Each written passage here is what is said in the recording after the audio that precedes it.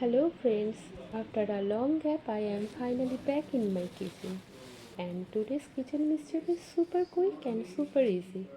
A homemade chicken salami burger in just 10 minutes. First, finely chop some fresh tomato, onion and cabbage. Keep the slices thin and even.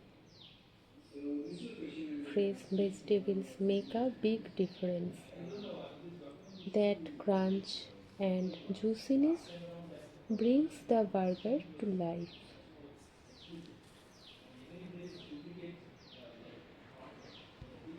Next, I am using ready to cook chicken salami. And yes, if you make chicken salami at home, you can absolutely use your homemade version. If you want my homemade chicken salami recipe, just write in the comment section. I will share it. Now take two burgers buns and split each into half. In a frying pan, add about 2 tablespoons of butter and let it melt gently. Place all the bun pieces in the pan and lightly toast them until golden. Not too crispy, just soft with a slight crunch.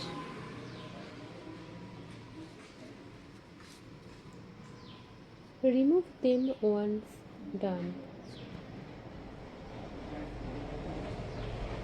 In the same pan, add a little more butter and fry the chicken salami slices, as many as you need. Let them cook until slightly golden and aromatic.